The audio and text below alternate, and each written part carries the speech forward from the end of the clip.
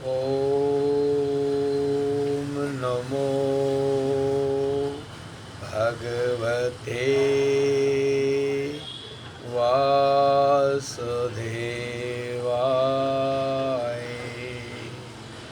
ॐ श्रीकृष्णाय नमो नमः।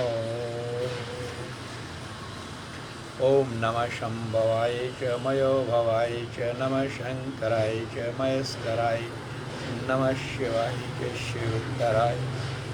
गुरु ब्रह्मा गुरु विष्णु गुरु साक्षात् महेश्वर गुरुदेव जगत्सर्वं तस्मै श्री गुरवे नमः। ॐ हरे कृष्णा हरे कृष्णा प्रेम से बोलो हरे कृष्णा। आज श्रावण का महीना चल रहा है। मेरे प्रभु जी प्रणाम स्वीकार करना। हरे कृष्णा हरि बोल प्रभु जी, हरि बोल प्रभु जी। आज दर्शन हो गया पहला, बस मेरा मन प्रसन्न हो गया। आज श्रावण का महीना चल रहा है। आज श्रावण शुक्ल पक्ष सप्तमी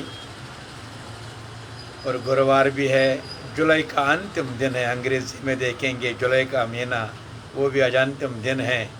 लेकिन श्रावण का आज सप्तमी है। अभी 8 दिन बकाया है श्रावण के।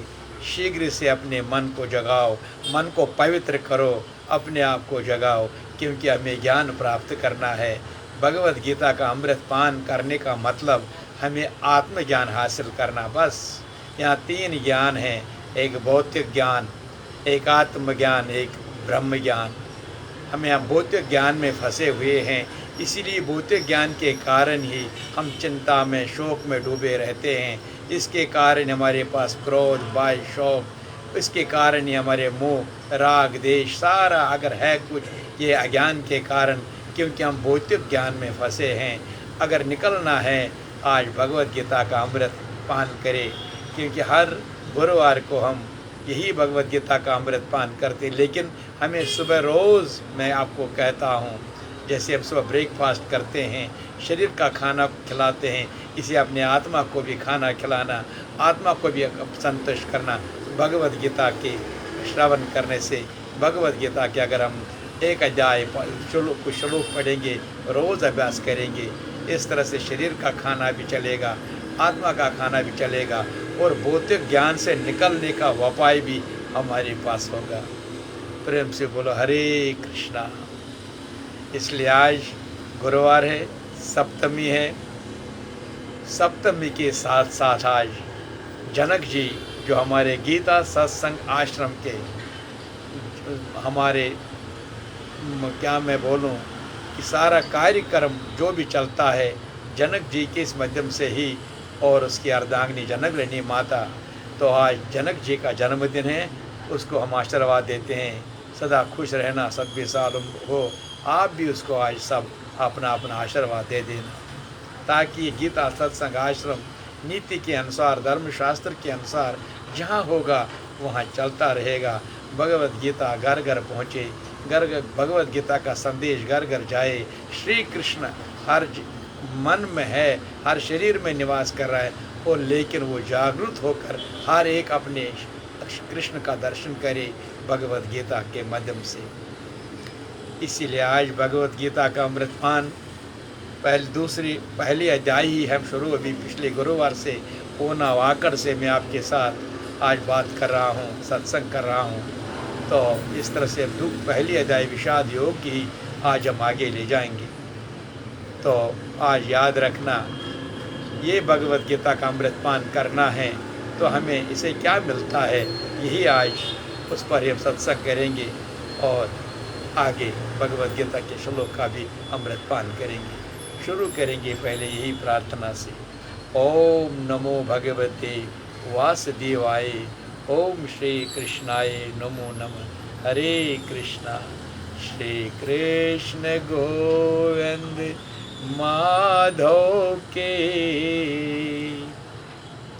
पढ़ लो गीता केशव की, श्री कृष्ण गोविंद माधव की। पढ़ लो गीता केशव की, सुन लो गीता माधव की। पढ़ लो गीता केशव की। वेदों की मैं महिमा, उपनिषदों का सार यहाँ।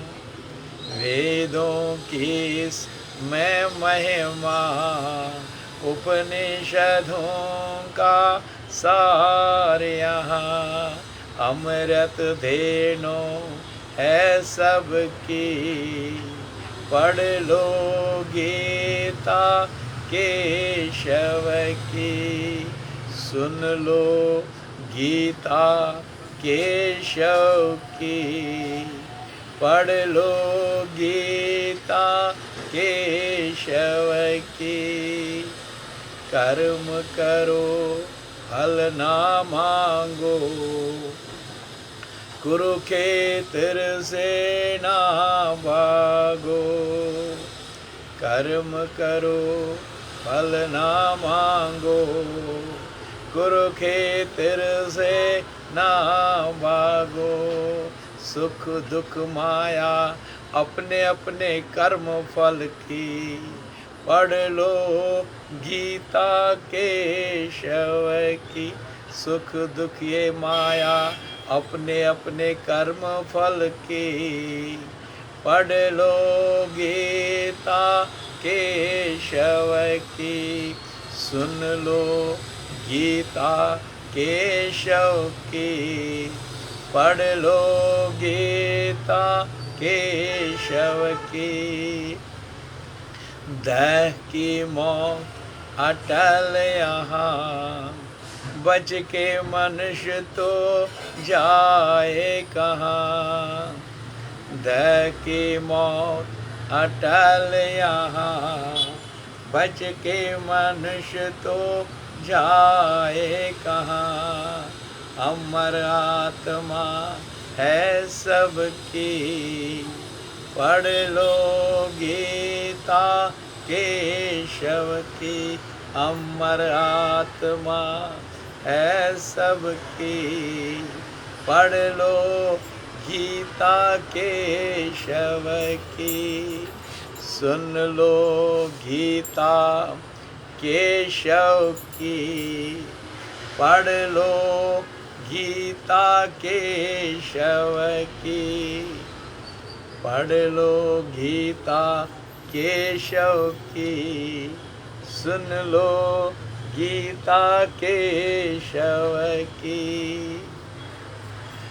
भरोसा कर तो गीता पर, तुझे धोखा नहीं होगा।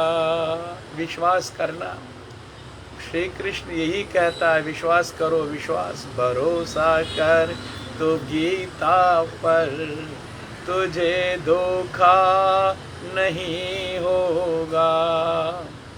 ये जीवन बीत जाएगा, तुझे रोना नहीं होगा। प्रेम से बोलो हरे कृष्णा, गीता माता की जय। भरोसा कर तो गीता पर, तुझे धोखा नहीं होगा। जो सुख आवे तो हंस लेना, दुख आवे तो सह लेना। न कहना कुछ किसी से तुम, सिर्फ कृष्ण से ही कह देना। भरोसा कर तो गीता पर, तुझे धोखा नहीं होगा। कभी सुख है कभी दुख है, ये सारा कर्म फल की खेला है। ऐसी में ये निभा डालो, निभाना ही ये माया है। शरण गीता के लो प्यारे, अगर जीवन बनाना है। शरण गीता के लो प्यारे, अगर जीवन बनाना है। भगवद गीता यही कहती, कहाँ तो था, कहाँ ये था। जिस पर तो चिंता कर रहा है, जिस पर तो अहंकार कर रहा है, जिसको तो आपने लिया आज दिन भर यही चिंता में, अहंकार में, हम में, कहाँ तो था, कहाँ ये था। कभी तो सोच ए बंदे, झुका कर शीश तो कहना, हरे कृष्णा हरे कृष्णा। झुका कर शीश तो कहना, हरे कृष्णा हरे कृष्ण। प्रेम से बोलो, हरे कृष्णा हरे कृष्णा, हरे कृष्णा हरे कृष्ण। पुकारते रहो, आजा हरे कृष्णा, आजा हरे कृष्णा। तो कितना सुंदर है, हरे कृष्णा तो कितना प्यारा है। हरे कृष्णा हरे कृष्णा हरे कृष्णा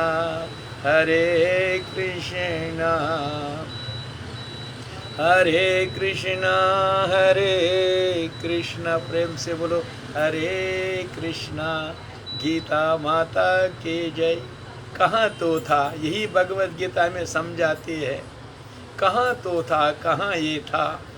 आज जो तुम्हारा है कल किसी का था, परसों किसी का होगा। आज जिस पर तुम्हें गर्व है, चिंता कर रहे हो या अहंकार कर रहे हो, यही कल तुम्हारे दुखों का कारण बनेगा। जिनके लिए चिंता कर रहे हो वो आपको कहते हैं, क्यों ये है नहीं, क्यों किसी अहंकार कर, मेरा सब कुछ है, इस क्यों। यही कल चिंता हो या सुख हो या अहंकार, सब दुखों का कारण बनेगा। इसलिए एक बार समझो भगवद गीता को। और स्वयं भगवान श्री कृष्ण, मैं ही गीता हूँ, गीता जी मैं हूँ। क्योंकि ओम नमो भगवती, भगवान के 5 अध्याय मुख है, 10 अध्याय ओ भगवती वासुदेवाय, ओम श्री कृष्णाय नमो नमः। बस 5 अध्याय, 10 अध्याय, 16वें तथा 18वें अध्याय मुकम्मल श्री कृष्ण हरे कृष्णा अमृत भगवत गीता का पान कर रहे हैं हम। और जो सुन रहे हैं उनको भी भगवत गीता का अमृत मिलता है और उनका अमर आत्मा आनंद लेता है। प्रेम से बोलो, आनंद भगवान की जय। आओ शुरू करें भगवत गीता। यही आज हम भगवत गीता ज्ञान देती है, मन से सुनना ये मेरी बात है। मेरी क्या मतलब इस जो भगवत गीता मुझे देती है आज। भगवत गीता हमें यही कि जब भी हम भगवत गीता को हम शुरू देखते हैं, दर्शन करते हैं, और ये भगवत गीता का पहला ही हमारा प्रश्न है, हमसे क्यों चिंता कर रहे हो। इसलिए भगवत गीता को नमस्कार करते समय भगवान भगवत गीता हमें यही प्रश्न करती है, ए जीवात्माओं, जो तुम हो उसको जानो, भगवत गीता का अमृत पान करो, इस भौतिक ज्ञान से निकलकर आत्मज्ञान को जानो और उसके बाद तुम मुझको मिलोगे। लेकिन तुम फंस गए ना कहीं भौतिक ज्ञान में, शरीर के तक ही रहे और शरीर के कारण ही तुम चिंता में डूबे रहते हो। ये चिंता ही तुम्हारा दुखों का कहाँ तो था, कहाँ ये था। ज़रा सोचो ना, तेरा कितने करोड़ों साल से संसार चल रहा है और तू कितने साल से आया, और इन्हीं सालों में तो अपने मुंह के कारण फंसा हुआ जीव बन गया और भौतिक ज्ञान सरमाया में अपने आप को अहंकारी बनाकर, या कभी अपने आप को बदकिस्मत कहते हो या अपने आप को खुशकुश, या कोई करोड़ों में है जो अपने दास भगवान के शरण में जाकर भगवान की सेवा में मन माने शरीर से लगते हैं। इसलिए भगवत गीता यही हमें पहले, जब हम भगवत गीता के शरण जाते हैं, यही क्यों चिंता करते हो। इसलिए भगवत गीता कहती, ज़रा सोचो कहाँ तो था 84 लाख चक्कर में। कहाँ ये था जिनके लिए तुम चिंता कर रहे हो, जिनके लिए अहंकार कर रहे हो, जिनके लिए परेशान हो, जिनके लिए शोक करते हो, कहाँ ये था? ज़रा सोचना। ए प्रेमी, ए मेरे भक्तजन, ए आत्मा, पवित्र आत्मा, तुम अमर आत्मा हो, तुम अमर आत्मा हो, मेरा अंश हो, इसलिए तुम ज़रा उस तक पहुँचो ना। यही ज्ञान है। भगवत गीता ज्ञान देती है, ज्ञान देती है। तो फिर एक ही बार मेरी झुकाकर सी झुकाकर समर्पण करके प्रेम से नाम जप करो। हरे कृष्णा हरे लगो ना हरे कृष्ण, दिन रात सांस आए जो भी होगा हरे कृष्णा मन को करता आनंद में ले जाओ। और जो भी होगा, सुख हो या दुख हो, पता नहीं चलेगा कहाँ कहाँ चला गया, तो आनंद में हमेशा रहे। क्यों? तेरे पास संतोष होगा। संतोष क्यों? क्योंकि तू ये जान गया मैं अंश अमर आत्मा हूँ, मैं परमात्मा मेरे साथ है। तो फिर संतोष उस चीज़ का है कि मैं प्रभु का हूँ, प्रभु मेरे साथ है, यहाँ कोई खतरा डेंजर नहीं। इसलिए भगवत गीता कहती है, हे प्रेमियों, जैसे याद करना भक्तजनों, जब हम कोई बीमार होता है तो फीस रात दिन परेशान रहता है, तो फिर डॉक्टर को फीस भरते हैं। कितने आज 1000 रुपये जितना फीस लगता है देते हो। तो फिर जब डॉक्टर के पास जाते हैं, डॉक्टर सब कुछ देखकर उसको कहता है, ए क्यों परेशान हो, तुम्हें कुछ नहीं हो, अरे तुम ठीक हो, किस बात पर तुम्हें चिंता है, ज़रा तुम्हारा शरीर सब कुछ ठीक है। ये सुनकर ये पेशेंट बीमार जो होता है 90% ठीक होता है, क्योंकि मेरा कोई बीमारी नहीं है। इसीलिए भगवत गीता कहती है, तुम क्यों चिंता, कौन सी बीमारी तुम्हें लगी है, ये भौतिक ज्ञान है, इसकी तरफ ध्यान क्या, ये तो तुम्हारा अपना कर्म फल है जो तुम भुगत रहे हो। इसको भोगने में मैं आपको सहायता करता हूँ जब मैं आपके साथ रहता हूँ। बस ये पूरा संपन्न करके तुम अपना जन्म मृत्यु के चक्कर से मुक्त हो जाओगे। नहीं, तुम तो फंस गई। इसलिए भगवत गीता जैसे डॉक्टर से जो भक्तजन होते हैं वो भगवत गीता से मुक्ति पाते हैं, भगवत गीता से चिंता से मुक्ति पाते हैं। इसलिए भगवत गीता का यही है कि तुम शरीर नहीं हो, मैंने शरीर बना के दिया। ये 5 देवताओं के माता पिता तुम्हारा कारण बन जाता है, शरीर के देवता बनते हैं, तुम इसके ऋणी हो। ये आपका नहीं है, एक दिन इसको वापस चले जाना है। तुम भौतिक ज्ञान तक महदूद मत रहो। इसीलिए तुम कामना कहाँ है? अज्ञान में। अज्ञान कहाँ है? भौतिक ज्ञान में। भौतिक ज्ञान को मिटाने का साधन भगवत गीता ज्ञान, वो भगवत गीता है। इसलिए शरीर के कारण हम कामनाएं करते हैं, हर चीज़ की कामना होती है। पूर्ण हो गई तो फिर हमारे राग आ गया, नहीं हो गया तो क्रोध आ गया। इसलिए दोनों की दलदल में हम फिर हमें पापी बनते हैं। इसलिए आज भगवत गीता ज्ञान देती है, जीवात्माओं ज़रा चिंता से मुक्ति पाओ ना अपने आप को। क्यों फंसा रहे हो तुम अपने किसी के कारण? सामने है नहीं कोई, ये तुम्हारा कर्म करते हुए इनसे जो लेन देन है, मुक्ति पाओ अपने आप को। इसलिए भगवत गीता यही हमारा ज्ञान है कि हमारे अज्ञान का चिंता को समाप्त करती है। इस चिंता के कारण ही हम गुलाम बनते हैं माया के, और अपने प्रभु से दूर दूर चले जाते हैं, और इसका सज़ा पुनर्जन्म, बार बार वापस जन्म लेना। इसलिए आज भगवत गीता शरण गीता के लो प्यारे, भरोसा करो, विश्वास करो, जीवन भी चलेगा, आनंद भी रहेगा, क्योंकि तुम जो करोगे वो तुम्हारा अपना कर्म फल है। समर्पित करते हो, अर्पित करते हो भगवान को। जो मैंने पहले बार कहा, एक आनंद है, जो भी हम अर्पण करते हैं भगवान अपने ग्रहण करके लेफ्ट साइड में रखता, अपने पास वो आनंद आपको देता है। लेकिन जो हम स्वयं अपने पास रखते हैं, भगवान उसको दूसरी साइड में रखता है, उसको आपको फल देता है, 1 के बदले 10 कि 10 चलो माया आपको माया देगी, माया फंसा दे 1 से 10, 10 से 1000, फिर एक दिन परेशान होता है। लेकिन जो साधक होते हैं, अर्पित करते हैं भगवान को, वो हमेशा आनंद में रहते हैं। एक बार कितनी बार समझाया मैंने, वो इस चीज़ को समझो, जो भी हम करते हैं अर्पित करेंगे भगवान को, मुक्त रहेंगे। नहीं करेंगे अपने पास रखेंगे, मैं करते वाला हूँ, फिर ये माया हमको इसको दुगना फल देती है, 10,000 साल। फिर उसके बाद पछताते हैं, हमने फंस गए उसी भंवरे की तरह, मकड़ की जाल की तरह हम खुद स्वयं उसके। इसीलिए आज भगवत गीता कहती है, आओ शरण गीता के लोग प्यारी। गीता जी पढ़ो, गीता जी सुनो, कोई समय बर्बाद मत करो, कृष्ण कृष्ण नाम जपते रहो। माया ये दुनिया से छुटकारा पाना है तो मेरे प्रभु श्री हम सब के परमात्मा पिता श्री महाराज ने भगवत गीता का हमारा सावधान रखा, तो इस गीता के समाधान से ही अपने अज्ञान समाप्त होगा, हमेशा प्रसन्न रहेगी जिंदगी में, सदा मुस्कुराते रहो। श्री कृष्ण कहता है फासले कम करो, दिल मिलाते रहो, फासले जिस कामनाएं को क्यों, तुम आत्मा हो, आत्मा को कामना की कोई ज़रूरत नहीं। हम भीख मांगते हैं किस लिए? शरीर के लिए, भौतिक ज्ञान के लिए। जब हम आत्मज्ञान प्राप्त करेंगे, आत्मा के कुछ नहीं चाहिए, उसको सिर्फ चाहिए ये पुराना जो कर्मफल है इसको समाप्त करो, ख़त्म करो, फिर मुझे इस झंझट से बरी कर दो, मैं अपने परमात्मा से मिल जाऊंगा। तब तक में ही फंसा के रखते हो तुम्हारे अज्ञान के कारण। ठीक, इसीलिए आज जो भगवत गीता का हम शुरू करेंगे, इसी कारण भगवत गीता जी पढ़ो, गीता जी सुनो।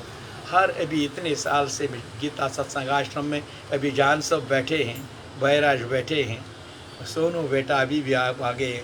उनको मैंने बोला यही मतलब जितना समय मिलेगा बैठो, ध्यान करो, मेडिटेशन करो, हरे कृष्णा की जप करो, जो भी ओम नमः शिवाय, जो मैं कृष्णा इसलिए मैं प्रेम करता हूँ, मैंने इसके नाम से इसको जप किया, लेकिन भगवान के अनंत नाम है, एक ही नाम है, वो निराकार ओम है, इसको नोट करो। एक ओमकार है निराकार, बाकी साकार। जितने भी जिस नाम से पुकारेगा पुकारते रहो, लेकिन ज्ञान हाफते रहो कि पानी पानी है, उसको वाटर कहे, जल कहे, कुएं कहे, जो कहे, लेकिन वो एक ही है। इसी तरह भगवान एक है, जिस नाम से जपते रहो, लेकिन मतलब वो एक है। ऐसे भगवत गीता हमें ज्ञान देती है।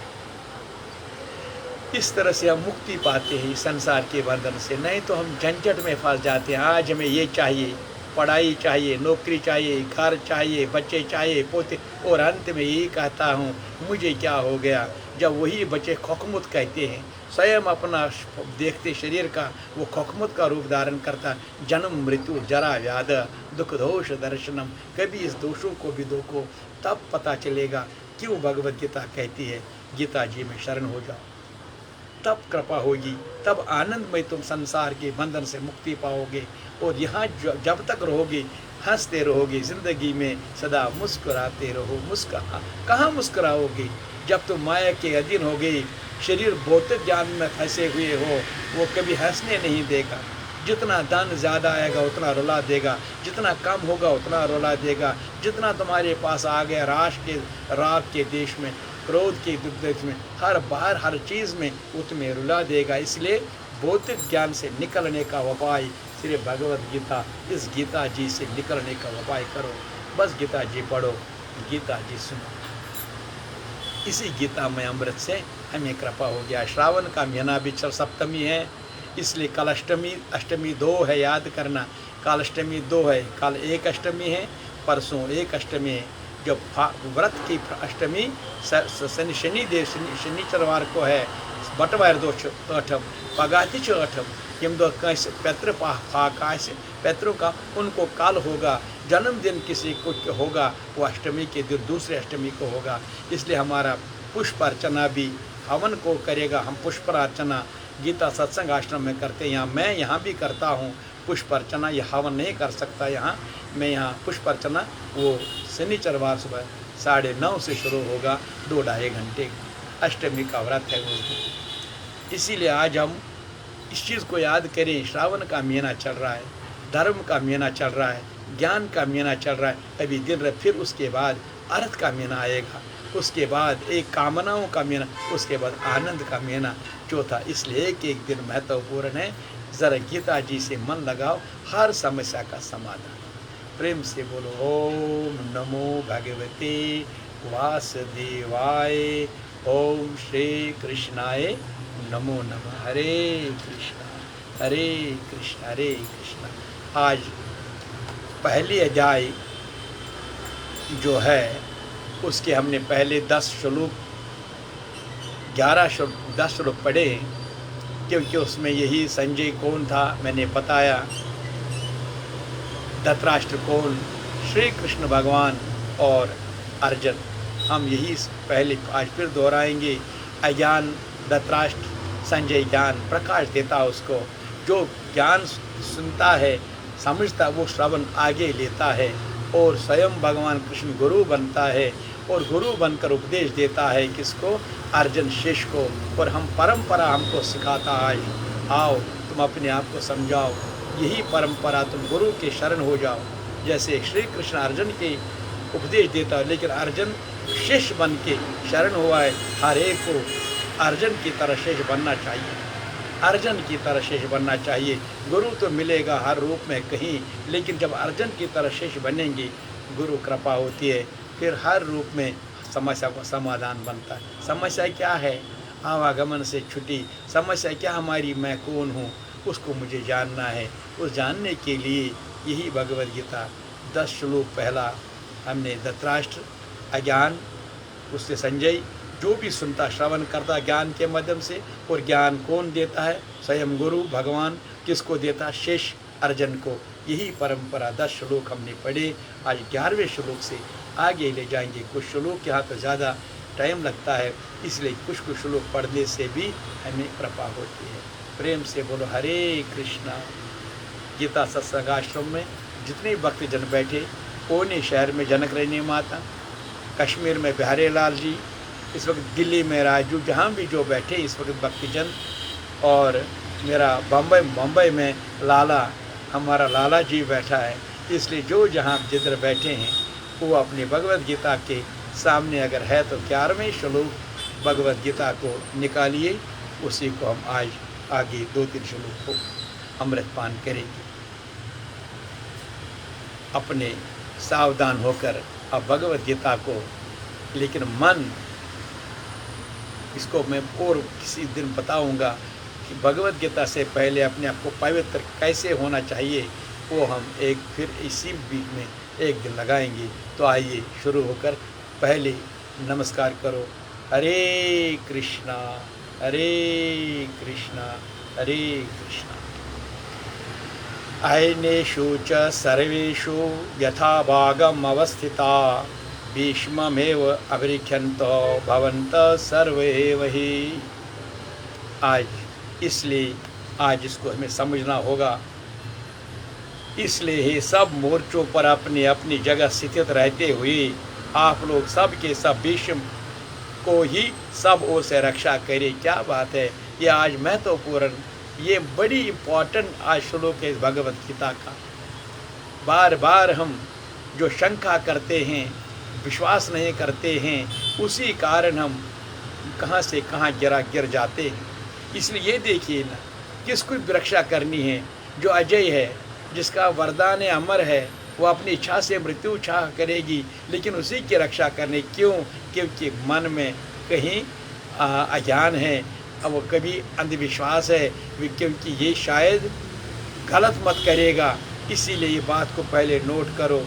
इस चीज़ को जहाँ जहाँ हम, जिधर भी हम, घर में हो, बाहर में हो, आश्रमों में हो, एक दूसरे पर विश्वास नहीं करेंगे तो फिर कार्य लक्ष्य भी कहाँ मिलेगा। इसलिए सब मोर्चों पर अपनी अपनी जगह स्थित रहते सब लोग, सब के सब भीष्म की रक्षा करें। यदि भीष्म जीवित है तो हम अजय हैं। इसलिए आप पांडवों ने लड़कर केवल भीष्म की ही रक्षा करी। इसको जब मन से सुने, कैसा योद्धा है भीष्म, जो स्वयं अपनी रक्षा नहीं कर पा रहा है, कौरवों को उसकी रक्षा व्यवस्था करनी पड़ रही है। ये कोई ब्रह्मा योद्धा नहीं, कोई छोटा योद्धा नहीं है, ब्रह्म ही भीष्म है। याद करना, जब तक ब्रह्म जीवित है तब तक विजेती प्रवृत्तियाँ कौरव अजय है। अजय का ये अर्थ नहीं है कि जिसे जीता ही नहीं जा सके, बल्कि अजय का अर्थ दुर्जय है, जिससे कठिनाइयों से जीता ही जा सकता है। अरे जिसको कौन सा योद्धा, अरे जिस योद्धा जो भीष्म पितामह है, तो इसलिए इसकी रक्षा करना ये तो रामचरितमानस में भी एक जगह कहा, महा अजय संसार रिपु जीती सकल स्वभावीर। इसलिए यदि ब्रह्म समाप्त हो जाए, ब्रह्म का मतलब शंका, बीच में पर्दा पड़ गया, विश्वास की कमी हो जाती है, तो यदि ब्रह्म समाप्त हो तो अविद्या अस्ति, तीन हो जाए, मुँह इत्यादि जो आशंका रूप से बचे भी है शीघ्र समाप्त हो जाएंगे। भीष्म की इच्छा मृत्यु थी, इच्छा ही ब्रह्म है। इच्छा का अंत और ब्रह्म का मिटाना एक ही बात है। इसको संत कबीर ने कैसे कैसे हमें समझाया। इच्छा काया, इच्छा माया, इच्छा जग उपजाया। कह कबीर जो इच्छा विवर्जता का पार न पा, मतलब जहाँ ब्रह्म नहीं होता, जहाँ पर्दा बीच में नहीं होगा, जहाँ कभी घर में जब मित्रता होती है, जब आज हर शंका कारण बनता है दुश्मन, ये पर्दा जहाँ भी बीच में रहता है वहाँ कभी आनंद, कभी शांति, कभी सुख, कभी जीत की मतलब नहीं। क्योंकि जहाँ ब्रह्म नहीं होता वहाँ अपार अव्यक्त है। इस शरीर के जन्म का कारण इच्छा है, इच्छा ही माया है और इच्छा ही जगत की उत्पत्ति का कारण है। तो इस तरह से जो इच्छाओं से सर्वथा रहित है, ताक पार न पाया और अनंत असीम तत्वों पर प्रवेश हो जाते हैं। आत्मा को न सत्य, इसलिए समझना जो कामनाओं से रहित आत्मा में स्थिर आत्मस्वरूप है उसको पतन नहीं होता। वह ब्रह्मा के साथ एक ही जात है। आरंभ में इच्छाएं अनंत होती है और अंतगता परमात्मा प्राप्त होती है। ब्रह्म विष्णु ताबा कौन है, कौन सी कामना है इसकी, क्या बात इसने कि संसार के लिए। लेकिन अभी तो पता चले भीष्म पितामह ने केवल एक प्रतिज्ञा थी कि मैं अपने हस्तिनापुर की रक्षा करूंगा। ये उसकी मन में एक भावना थी। फिर अच्छा हुआ या बुरा वो बाद में, लेकिन है ना उसमें कोई और कामना नहीं थी। तो फिर यदि उसे भी बड़ा कोई वस्तु होती उसकी इच्छा अवश्य करते। जब उसे आगे कोई वस्तु है ही नहीं, इच्छा किसी की होगी। जब प्राप्त होने योग्य कोई वस्तु अप्राप्य न जाए, इच्छा भी समूल नष्ट हो जाती और इच्छा के मिटते ही ब्रह्म का सर अंत हो जाता है।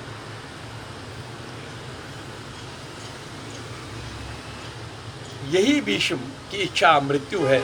इस प्रकार भीष्म द्वारा रक्षित हम लोगों को सेना सब प्रकार से अजय है। जब तक ब्रह्म है तब तक अविद्या का भी अस्तित्व है। ब्रह्म शांत हुआ तो अविद्या भी समाप्त हो जाती है।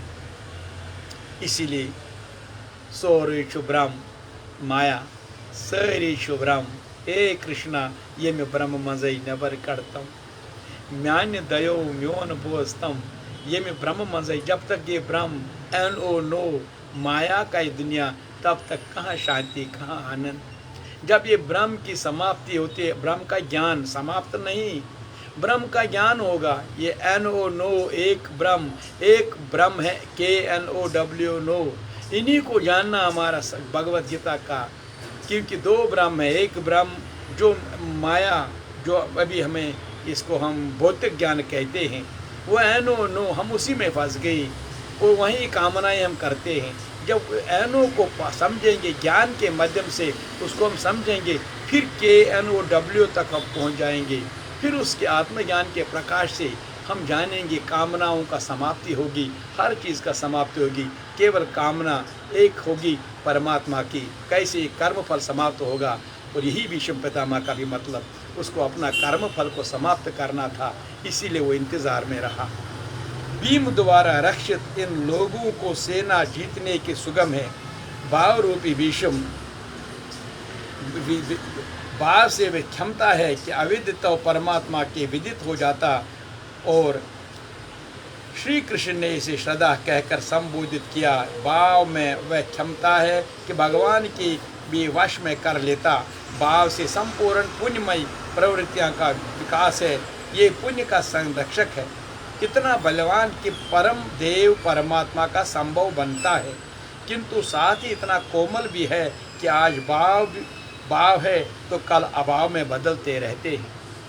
अभी नहीं होता, क्योंकि अगर हम किस ज्ञान में रहे, समझे कि मैं भौतिक ज्ञान में शरीर के तक रहता हूँ, मुझे कोई कमीज़ चाहिए, मुझे कोई, आपको भी कुछ ज़रूरत पड़ मित्र के पास जाएंगे, बड़े प्रेम से कहेंगे मित्र मुझे अपनी ये आपका शर्ट चाहिए, हाँ बड़े तुम अच्छे हो, मेरे अच्छे मित्र हो, बड़ी किस भाव से कहेंगे, बड़े प्रेम के भाव। लेकिन जिस भाव ये मित्र इनकार करेगा, उसी क्षण में ये सारा परिवर्तन होगा।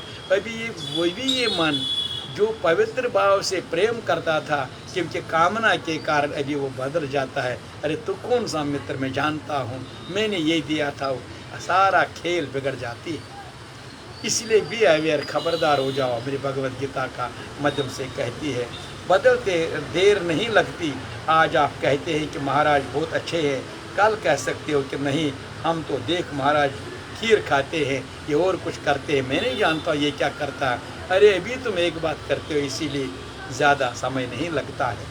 इसलिए इस चीज़ को अगर मन में धारण करो। इष्ट में लेग माश भी त्रुटि प्रतीत होने पर भाव डगमगा जाता है कि शुद्ध भाव तब होगा जब भगवत गीता का ज्ञान प्राप्त करोगे। बौद्ध ज्ञान तो भाव शुद्ध होने के पर ही भगवान भाव से मिलता है। लेकिन भाव बदलता रहता है। अभी भाव माया की दुनिया में बैठे हैं हम। अभी मैं भगवत आपके बात सत्संग कर रहा हूँ, अभी कुछ भी मन में कोई मुझे ज़ोर से बात करेगा, अभी मैं सब कुछ फेंक दो चला जाऊँगा, या आपको कुछ ज़ोर से बात करेगा। इससे क्या बात है कि भाव में अभी माया के कारण अभी हमारे पास वो पेशेंस, सब्र नहीं है, जिसके कारण हम लक्ष्य तक पहुँचेंगे। इसलिए भीम द्वारा रक्षित इन लोगों के सेना जीतने में सुगम है। महर्षि पतंजलि का भी यही निर्णय है। ये कहता है, दीर्घ काल तक निरंतर सदा भक्ति पूर्वक किया हुआ साधन ही दृढ़ हो पाता है। तो तब आपको समझना चाहिए ये कितनी महत्वपूर्ण। आज विश्व पितामह की रक्षा करनी पड़ेगी, क्योंकि जो दुर्योधन था वो जिस अज्ञान का सरदारी था, तो फिर वो उसी ने सोचा कि इसकी रक्षा करना पड़ेगा। जब तक जीवित तब तक हम जीवित हैं। ये नहीं सोचा इसके पास भाव क्या है, क्योंकि भाव पर वो इसका अंदर वाला भाव शुद्ध नहीं था। इसी भाव के कारण हमें समझाता है भगवत गीता, तुम भी दुर्योधन मत बनना। कभी घर में भी, किसी पर भी, कहीं भी, हाँ ये भी अंधविश्वास भी मत करना।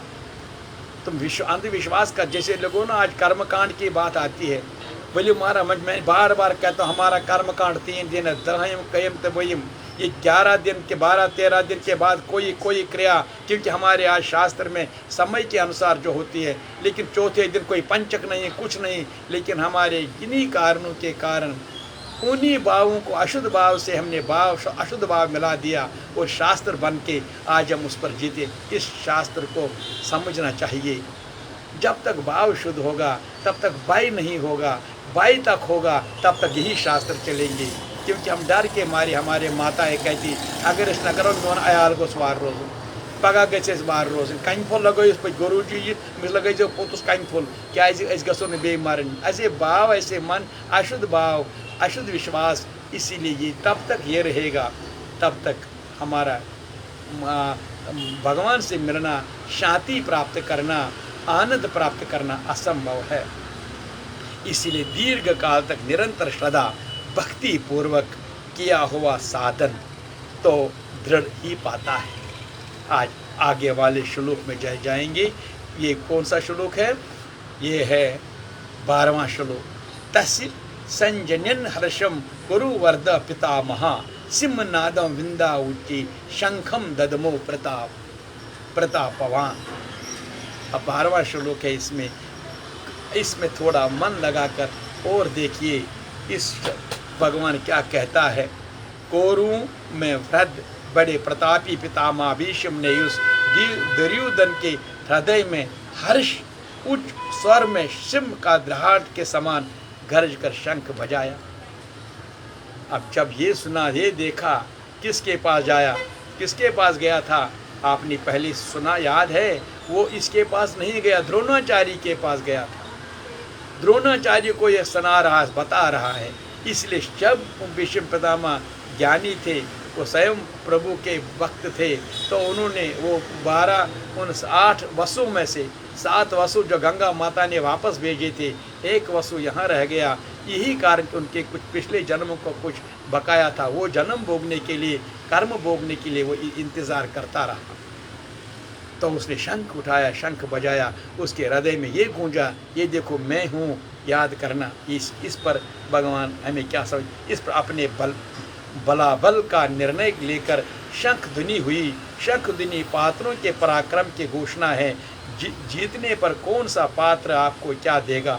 कौरव में वृद्ध प्रतापवान पितामह भीष्म ने उस दुर्योधन के हृदय में हर्ष उत्पन्न कर दिया। उस स्वर से सिंहनाद, उसका नाम थे सिंहनाद के समान वायुप्रद शंख बजाया। सिंह प्रकृति के वायु व पहलू का प्रतीक है।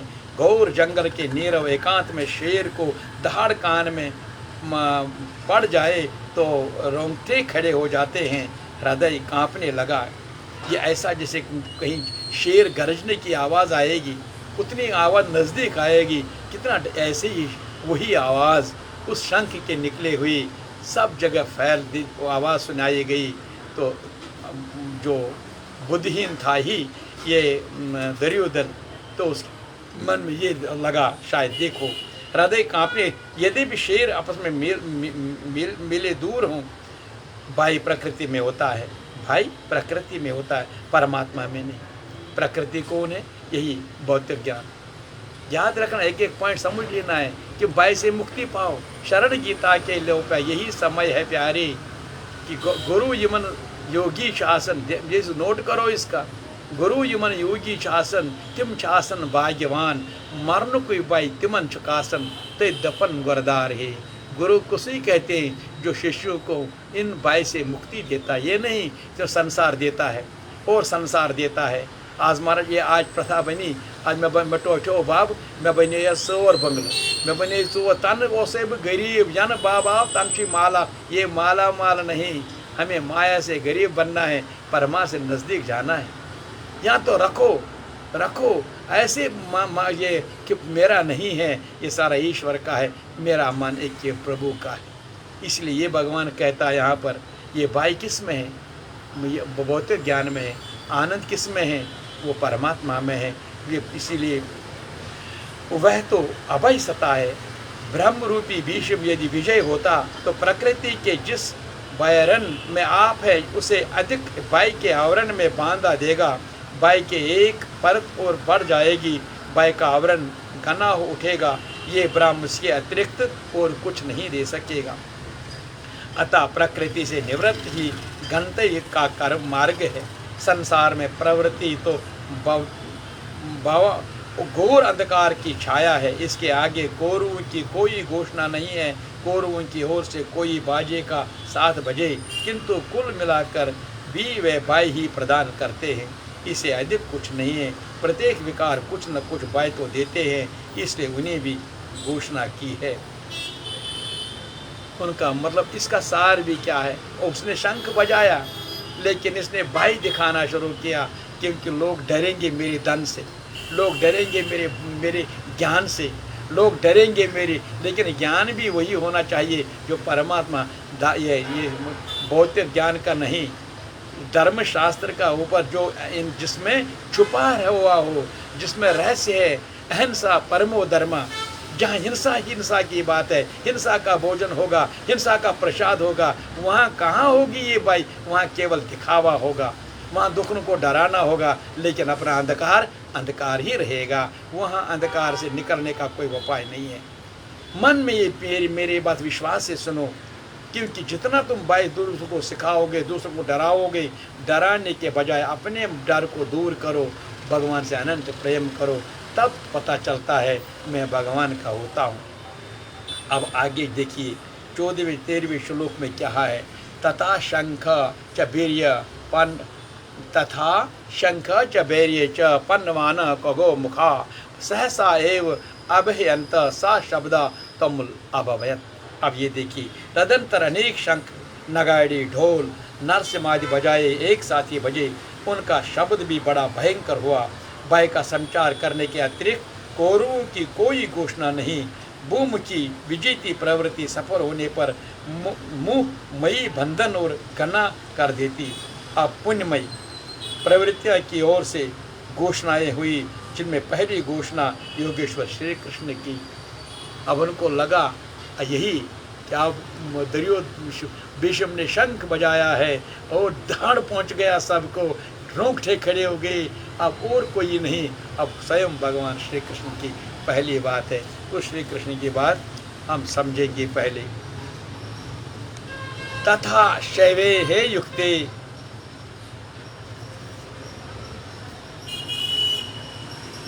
तथा शंख च वीर्य पन्व गगो मुखा।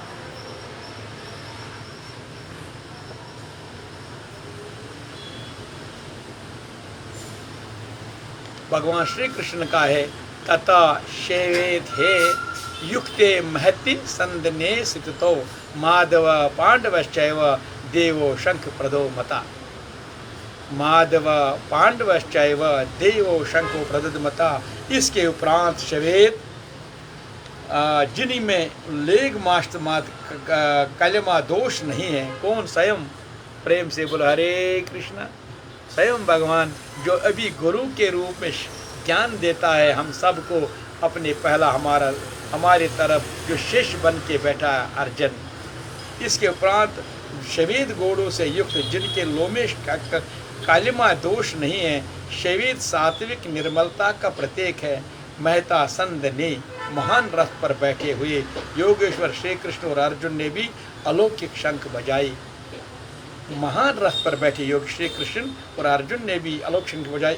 अलौकिक का अर्थ है लोकों से परे, मृत्यु लोक, देवलोक, ब्रह्म लोक, जहाँ तक जन्म मरण का भय है उसे समस्त लोकों से परे परलोक के परमार्थिक सिद्धि प्रदान करने की घोषणा योगेश्वर श्री कृष्ण ने की।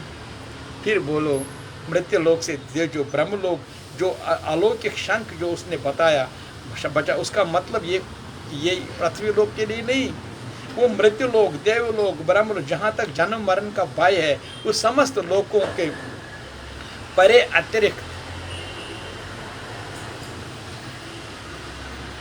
परमास प्रदान करने की घोषणा योगेश्वर श्री कृष्ण की। सोने चांदी या काठ या रथ नहीं, रथ अलौकिक, शंख अलौकिक, अथा घोषणा भी अलौकिक है। और लोकों से परे एकमात्र ब्रह्मा के अनु जो नारायण स्वयं, उसे संपर्क सिद्ध करने की घोषणा वह कैसे सिद्ध प्रदान करेंगे। अब देखिए, पंचजन्यम ऋषिकेश देवदत्त धनंजया। आहा, पंचजन्यम ऋषिकेश देवदत्तम धनंजया पौंड्रम ददमो महाशंखम भीम कर्मो व्रकोधरा। भीम कर्मो व्रकोधरा।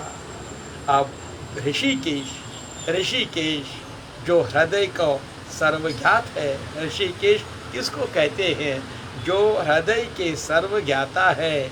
उन श्री कृष्ण ने पंचजन शंख बजाया। अब जो हृदय के सर्वज्ञाता, जहाँ हर जगह निवास करा हुआ है, इसलिए सर्वज्ञाता पांच ज्ञान इंद्रियों को पांच तन्मत शब्द स्पर्श रूप रस गंध के रसों से समेट कर अपने जन भक्त को श्रेणी में डालने की घोषणा की। विकराल रूप में से कहलाती बहकती हुई इंद्रियां को समेट कर उन्हें अपने सेवक की श्रेणी में खड़ा कर देने हृदय के प्रेरक सदगुरु की देन। श्री कृष्ण एक योगेश्वर सदगुरु, अभी याद रखना, श्री कृष्ण योगेश्वर एक सदगुरु, जो भगवान में आपका शिष्य ब्रह्म और विषय वस्तुओं को छोड़कर ध्यान में इष्ट के अतिरिक्त दूसरा न रखे, दूसरों का न सुने, दूसरों का स्पर्श करे। ये सदगुरु की अनुभव संचार में निर्भर करता है। फिर मैं दोहराता हूँ, आपका शिष्य हूँ, क्योंकि उसने बोला निर्माण मोजिद अदित एवं शिष्यस्त हम शाजमाम तो हम प्रपन्नम। शिष्यस्त हम क्यों, क्या उसका मतलब क्या है कि भगवान में आपका शिष्य हूँ। ब्रह्मा विषय वस्तुओं को छोड़कर, सब को छोड़कर मैं आपको ध्यान में इष्ट के अतिरिक्त दूसरा नहीं देखता हूँ। तो दूसरे न सुने और न दूसरों को क्या पसंद से सतगुरु के अनुभव संचार में निर्भर करता हूँ। तो देवदत्त धनंजय देव संपत्ति को अधीन करने वाला अनुरागी अर्जुन है। देवी संपत्ति को अधीन करने वाला अनुराग ही अर्जुन है। इसलिए इष्ट के अनुरूप लगाव, जिससे विरह, वैराग्य, अश्रुपात, रोमांच हो, इसके अतिरिक्त अन्य विषय वस्तुओं का लोमास्त्र टकराव न होने पाए, उसे को अनुराग कहते हैं। यदि ये सफल होता, परम देव परमात्मा में प्रवेश दिलाने वाला देवी संपत्ति पर अधिपत प्राप्त कर लेता, इसका दूसरा नाम है धनंजया। धनंजया एक धन तो बाहरी संपत्ति है जिससे शरीर निर्वाह का व्यवस्था करती है, होते आत्मा से इसका कोई संबंध नहीं, क्योंकि शरीर अलग इसके लिए, आत्मा अलग इसका अलग है। आत्मा और शरीर को एक साथ बताएंगे ये भी वही है, नहीं, ये असत है, वो सत है, लेकिन जोड़ है, कोई कार्य के लिए इसको दिया गया। जैसे मायाई दुनिया बनाया गया असत है, इससे शरीर भी असत, लेकिन बनाया हुआ कोई है जो इसको मंजिल तक पहुंचा देगा, तब इसको फिर मायाइक में वापस लिया जाएगा। आत्मा से इसका कोई संबंध नहीं। इसे पर सतत आत्मिक संपत्ति ही निज संपत्ति है। और इसमें ये मैत्री को यही समझाया कि धन से संपन्न पृथ्वी के समितों में अमृतों की प्राप्ति नहीं हो सकती। इसका उपाय आत्मिक संपदा। जब जब तुम हम आत्मा को समझेंगे तब तक हम इस शोक चिंताओं से मुक्ति, और तब हमें किसी पर विश्वास में कमी नहीं होगी। हम भगवान पर विश्वास करेंगे, लेकिन कौन से विश्वास जहाँ कोई स्वार्थ न हो, संसार की कोई कामना हो, फिर एक ही बार समर्पण भाव हो। जैसे शिष्यस्तहम शादिमाम तम प्रपन्न। भयानक कर भीम ने पौंड्र अर्थात उसने और भी भयानक कर्म वाले भीमसेन पौंड्री अर्थात प्रीति नामक महाशंख बजाया। भाव का उद्गम निवास स्थान हृदय है सथा, इसीलिए इसका नाम वृकोदरा। आपका भाव लगाव बच्चे में होते हैं, किंतु वस्तुतः वह लगाव आपके हृदय में है जो बच्चे में जाकर मूर्त होता है। ये भाव अथा और महान बलशीलता है। उसने प्रति नामक महाशंख बजाया, भाव में प्रतीत निहित है, इसलिए भीम ने पौंड्र प्रति नामक महाशंख बजाया। महान बलवान किंतु प्रति संचार के माध्यम से। तो भगवान ने ये 16वें श्लोक में भगवान ने आगे इस तरह से हमको समझाया। अनंत विजयम राजा कुंती पुत्र युधिष्ठिरा। अनंत विजयम राजा कुंती पुत्र युधिष्ठिरा। नकुला सहदेवा सघोषा मुनि पशपका। कुंती पुत्र राजा युधिष्ठिर ने अनंत विजय नाम शंख बजाया। कर्तव्यापी कुंती और धर्म रूपी युधिष्ठिर ने धर्म पर स्थित रहेगा, तो इसीलिए कुंती पुत्र युद्ध अनंत विजयम नामक शंख को कर्तव्य रूपी कुंती और धर्म रूपी युधिष्ठिर, कर्तव्य रूपी कुंती धर्म रूपी युधिष्ठिर धर्म पर स्थिरता रहेगी। अनंत विजयम को अनंत परमात्मा में स्थित दिलाएगा। अनंत विजयम अनंत परमात्मा में स्थित दिलाएगा। युद्ध स्थिर से युधिष्ठिर, युद्ध से स्थिर स युधिष्ठिर। प्रकृति पुरुष क्षेत्र के संघर्ष में स्थिर रहता है, महान दुख से भी विचलित नहीं होता। एक दिन भी जो अनंत जिसका अंत नहीं है, वह परम तत्व परमात्मा उस पर विजय दिलाता है। नियम रूपी नकुल ने सघोष नामक शंख बजाया। जो जो नियम उत्पन्न होते अशुभ का शमन होता जाएगा, शुभ घोषित होता जाएगा। सत्संग रूपी सहदेव ने मणि पुष्पक नामक शंख बजाया। मणियों ने प्रत्येक शास्त्र की ब्रह्मूल्य मणि को संज्ञा दी। तेरी हीरो जैसे सांस बातों में बीती जाए। एक सत्संग तो वह है जो आप सत्पुरुषों के वाणी से सुनते हैं, किंतु यथार्थ सत्संग आंतरिक है, अंदर वाला। श्री कृष्ण के अनुसार आत्मा ही सत्य है। वेद के अनुसार, श्री कृष्ण के अनुसार आत्मा ही सत्य है, सनातन है। आत्मा ही सत्य है, आत्मा ही सनातन है। और धर्म हमारा सत सनातन धर्म। धर्म का मतलब जो भी हम कर्म करते हैं केवल अपने परमात्मा से मिलने के लिए, वो क्रिया ही धर्म है, वो कर्म ही यज्ञ है, जिस यज्ञ से हम प्रभु से मिलते हैं। इसलिए भगवान श्री कृष्ण के अनुसार आत्मा ही सत्य है। और ये जो हम कहते सनातन है, और धर्म का मतलब जो भी कार्य क्रिया करते हैं स्वार्थ को निकाल कर केवल धर्म अनुसार वो यज्ञ बनता है। उस यज्ञ के माध्यम से हम अपने आत्मा प्रभु से मिलते हैं।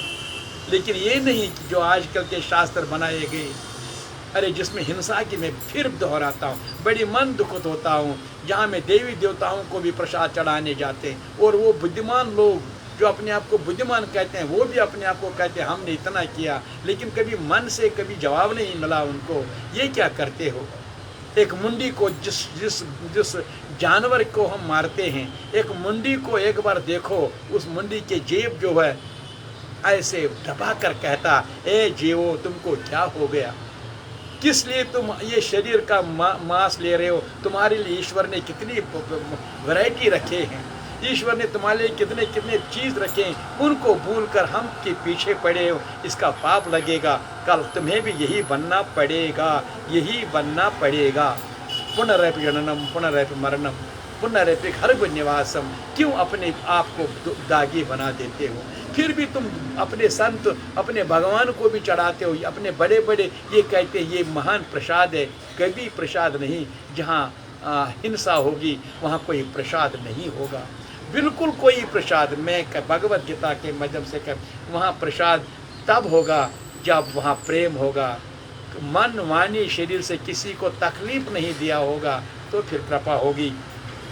इस तरह से वो आत्मा ही सत्य है, आत्मा सनातन है, धर्म ही उसको मिलने की करते है। जब चित्त सब ओर से मिटकर आत्मा की संगत करने लगी, चित्त सब ओर से मिट कर आत्मा की संगत करने लगी, ये वास्तविक सत्संग है। एक तो हम सुनते रहते हैं, मैं भी अपने अभी सत्संग सुनता रहता हूँ, लेकिन एक अपने स्वयं का सत्संग सुनो। आत्मा की जो अपनी वाणी है उसके बात पर मन लगाओ। स्वयं जब चिंतन क्यों करते हो, ध्यान क्यों करते हैं हम? ध्यान संसार के बंधन से मुक्त कर अपने आप की आवाज़ सुनो। वो अपनी आवाज़ तब सुनोगे जब तुम अज्ञान से मुक्त होकर ज्ञान में आओगे। वो ज्ञान तुम्हें सब कुछ बता देगा और फिर करने की ज़रूरत नहीं होगी। तो ज्ञान प्राप्ति सिर्फ गीता जी ज्ञान देती है, अवेयर करा देती है। तो लेकिन हम गीता जी की तरफ नहीं, हम उन्हीं की तरफ चले जाते हैं जहाँ हमें यही हिंसक भोजन, हिंसक कार्य, जब मर्जी गचेगा उठा, सुबह सूर्य उदय होता है 10 फिर हम पूजा करेंगे, जब मर्जी गए जाएंगे, अपने घर में मत जो भी है वो अपना करते छोड़कर उस दूसरी चीज़ को मानने बैठते, वही तीर्थ है, प्रयागराज है, 4 धाम है, लेकिन परिवर्तन कुछ नहीं। क्यों, कैसे होगा? परिवर्तन तब होगा जब तुम उसके लिए जाओगे, जब तुम कुछ मांगने के लिए, पवित्रता के लिए जाओगे, फिर पवित्रता आएगी, फिर ये ज्ञान की बात स्वयं तुम अपने पास समझोगे। तुम्हारे पास एक शक्ति आएगी, वैराग्य, जिसको हम कहते हैं त्याग। इसलिए पहला सोमवार थी ज्ञान, दूसरी सोमवार थी ध्यान, और आज तीसरी सोमवार थी त्याग, और आगे आएगी आनंद जो आने वाली सोमवार है। न ज्ञान न ध्यान न फिर बोलते हो मैंने ये कार्य किया, मुझे कंठस है, मैंने गंगा मात्र किया, मैंने 4 धाम। अरे धाम का मतलब 4 धाम का समझो ना, ये 4 धाम हमारे पास है, कुरुक्षेत्र का मैदान हमारे पास है, 9 धार हमारे पास है, 9 दुर्गा माता स्वरूप हमारे शक्ति, सब कुछ यहीं पर है। ये आकाश है, ये पृथ्वी है, पाद, इन्हीं में सब कुछ ढूंढो। यही भगवान श्री कृष्ण हमें समय ज्ञान देती है। आज इसीलिए शंख बजाया, उसने नियम रूपी नकुल ने सघोष नामक शंख बजाया, ताकि ये सत्संग सुनेंगे, अपना सत्संग सुनेंगे, ताकि ये जंग कुरुक्षेत्र का मैदान जिससे हमें बार बार हमें जंग में ही रहते हैं, वो स्वयं अपना सत्संग सुनेंगे, वही निर्णय करेंगे जो यहाँ आएगा। फिर डर की बात नहीं, कर्तव्य की बात रहेगा। प्रेम से बोलो हरे कृष्णा, नहीं मन से बोलो हरे कृष्णा। तो सत्संग, वास्तविक सत्संग समझ में आ गया। स्वयं का सत्संग स्वयं के साथ, बाकी जो हम गुरुजनों के संत वो सुनना चाहिए, उसे पवित्रता मिलती, लेकिन यहाँ आदेश मिलता स्वयं ज्योति में धर्मशास्त्र के मुताबिक आगे क्या करना होगा। ये सत्संग चिंतन, ध्यान और समाधि के अभ्यास से संपन्न होता है। इसलिए चिंतन करना ज़रूरी, ध्यान करना, और समाधि का मतलब यम नियम आसन प्रत्याहार ध्यान जो उसके बाद करें, उसकी इस वक्त समय कम है, उसके भी लिए वो समाधि तक पहुंचने के लिए फिर सत्संग अपना सुनना। फिर कभी हम कलम नहीं उठाएंगे, इमसा विश्वास कहीं मुद्दे यान इमस लगी ने तार रही थी, ये गच्छी को तो ताम कुछ, इसको बोलने वाले शाखा तुम्हारे पास है, गायत्री तुम्हारे घर गायत्री है, फिर गायत्री वाले कभी हिंसा की बात करेंगे नहीं। जिनके पास हाँ, फिर हम ऐसे कहीं लिखा है, कहाँ अपने उस गोत्र को कहो, अपने ऋषि को कहो, जिस गोत्र के तुम हो उस ऋषि से पूछो, बताओ ज़रा मुझे बताओ ये बात कहाँ से शुरू हुई। कहेंगे मैंने नहीं की, बीच में कहीं कोई है आ गए अज्ञानी लोग, उन्होंने अपने अहंकार में बना के रखा और कलयुग ने अपना काम किया। भगवत गीता के माध्यम से अपने आप को संभालो। जूं जूं सत्य के संपन्न से धृति टिकती जाएगी, त्यों त्यों एक एक श्वास पर निरंतर मिलता जाएगा, निरंतर मिलन जाएगा। जब जब हम सत्य की बात करेंगे, सत्य के संपन्न जाएंगे, तब ये हिंसक तमाशा, गलत शास्त्र, बनाया हुआ शास्त्र, बिन बनिए शास्त्र, केवल धर्म शास्त्र, केवल एक ही सनातन सनातन शास्त्र और उसका स्वरूप ही भगवत गीता, उस पर ध्यान नहीं देंगे।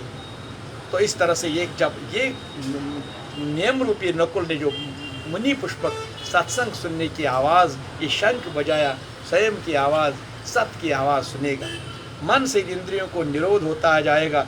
जिस दिन सर्वथा निरोध होगा, वस्तु प्राप्त हो जाएगी। आहा, ये इंद्रियां भी खबरदार रहेंगी, मन पवित्र हो जाएगा। सारा तमाशा जब पवित्र हो जाए मन माने शरीर से, फिर ये देखिए कि यावन मात्र की तरह चित्त का आत्मा का स्वर मिलाकर संगत करनी ही सत्संग है।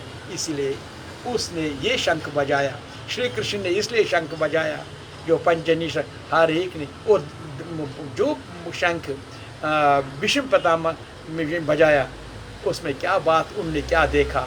लेकिन इसमें जो बात मैं बता रहा हूँ, हर शंख बजाने में स्वयं अपने आप को पवित्र करना है, उस शंख को संभलना है।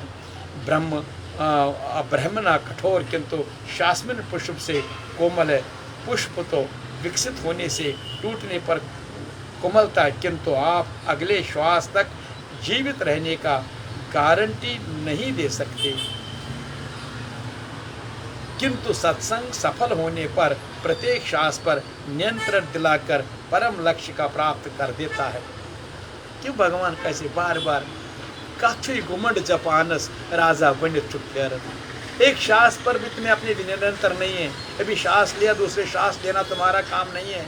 अब उस पर भी तुम्हें विजय भी पता नहीं, फिर भी अहंकार, फिर भी चिंता, फिर भी शोक। इसीलिए ये सत्संग करने की ज़रूरत है। एक सत्संग श्रवण दूसरों को सुनो, एक सत्संग अपना सुनो। हमें ध्यान में अपनी बात को निर्णय, जब तुम सत्य का मार्ग पर चलते, आपका मन शुद्ध हो गया, पवित्र मन हो गया, बुद्धि के साथ जो भी बताएगा तुम सुनेगा, वही सत्संग अब स्वयं का सत्संग काम आएगा। इसे आगे पांडवों की कोई घोषणा नहीं हुई, सबों ने हमारे लिए शंख बजाए, किंतु प्रत्येक साधन कुछ न कुछ निर्मलता के पथ से दूर ही कर आगे कहते हैं। काशी च परमेशासा शिखंडी च महारथा दृष्टा दुमन विराट च सात्विकी च जग पराजिता। का मैं कायर रूपी काशी पुरुष आज मेरे ख्याल में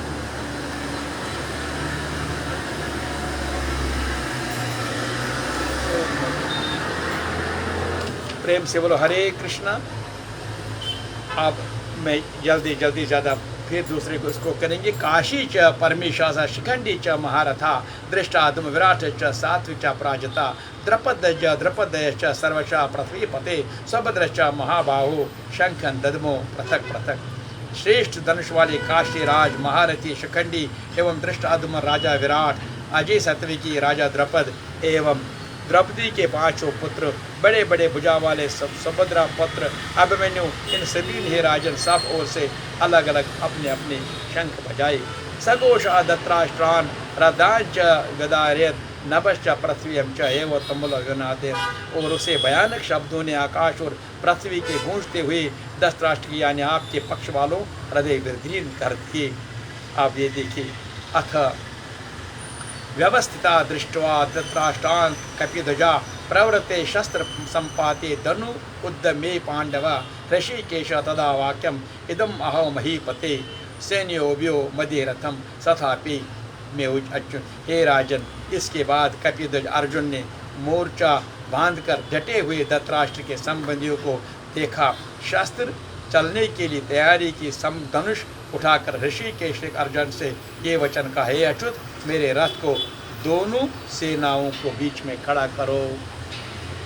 अब ये से शुरू होगा दूसरे गुरुवार को, लेकिन थोड़ा सा बताऊं भी, सारा ठीक हुआ, जंग शुरू होने, युद्ध शुरू होने की तैयारी हुई है। लेकिन जो ही अर्जुन ने मन में भाव हो गया, मेरे प्रभु रथवान हैं, मैं ऊपर रथ पर बैठा हूँ, हे श्री कृष्ण मेरे रथ को युद्ध के बीच में ले जाओ। वो भी ऐसा नहीं कहा प्रभु, नहीं, श्री कृष्ण मेरे रथ को बीच में मुझे दिखने दो। ये अहंकार, ये मेरे कहने से अर्जुन के दिमाग में माया छा गई। एक बार उसने कहा मेरे रथ को बीच में ले जाओ। अर्जुन भगवान स्वयं समझ गया, हंसने लगा, ये मैंने ये माया बनाई है, इस माया किसी को नहीं छोड़ती। मेरे अर्जुन नर नारायण रूप जो देवता बन के अनंत जन्मों से, फिर भी देखो ये भी फंस गया। लेकिन ये वक्त है, मेरा शिष्य है, समर्पण किया, इसको निकालना पड़ेगा। वही ज्ञान अभी आगे भी कहेगा, फिर ज्ञान शुरू होता है 45 मिनट का, तो वही भगवत गीता है जो ज्ञान शुरू होती है। लेकिन अभी इसी पहले अध्याय में आगे क्या कहता, कैसे ये उसको ये कहता, गुरुवार दूसरा आएगी, तब तक हम सोमवार की बात करेंगे, अष्टमी के बाद एकादशी भी आएगी, चर्चा चलेगी। लेकिन एक एक शब्द का ध्यान देना, भगवद गीता हमें ज्ञान देती है, चिंता से मुक्त करा। लेकिन जब हम भगवद गीता का ज्ञान प्राप्त करेंगे और इस यात्रा को सफल बनाएंगे, तब हमारा यात्रा सफल हो जाती है। इतना आज काफ़ी। आज सप्तमी है, मैं फिर जनक जी को मुबारक करता हूँ, जनक राज को और गीता सत्संग आश्रम वालों को भी, आपको सबको मुबारक, क्योंकि आपका ये कार्य सारा संभालता है जनक जी। और जनक माता भी आने वाले हैं, अभी दूसरे शायद ठीक रहेगी तो गुरुवार को जम्मू में होगी। तो आज सबको मुबारक है। और जहाँ भी जिधर भी जो भी गीता आश्रम के भक्त लोग हैं, उन सबको जनक जी के जन्मदिन का सबको मुबारक है। सबको उनको भी आशीर्वाद दे देना। तो गीता जी आज इतनी, भगवद गीता का एक एक अक्षर पर अब ध्यान देना होगा। गीता जी का पहला भाव समझो, ये भाव शुद्ध होगा तब भगवान सुनेगा। भाव में त्रुटि होगी, भाव में स्वार्थ होगा, भाव में छल होगा, वो भाव आगे नहीं जाता है। वो बात वहाँ जैसे फ़ोन में कहते, अब ये इसमें आगे में नेटवर्क कमज़ोर है, वो नेटवर्क भाव की बात है, उस नेटवर्क को कमज़ोर मत होने दो ना। यही भगवद गीता का मतलब है। ओम नमो भगवते वासुदेवाय, ओम श्री कृष्णाय नमः। सर्वे भवन्तु सुखिनः, सर्वे सन्तु निरामया, सर्वे भद्राणि पश्यन्तु मा कश्चित् दुःखभाग्। ओम शांति शांति शांति। गीता माता की जय, गंगा माता की जय, गायत्री माता की जय, गाय माता की जय, वेद माता की जय, भारत माता की जय, माता पिता की जय, गुरु महाराज की जय, सब संतन की जय, सनातन धर्म की जय, गौरी शंकर भक्त, जगत पिता राधा कृष्ण। हरे कृष्ण हरे ओम शांति। हरे कृष्णा, प्रेम हरे जपते रहो, हरे कृष्णा हरे कृष्णा हरे कृष्णा।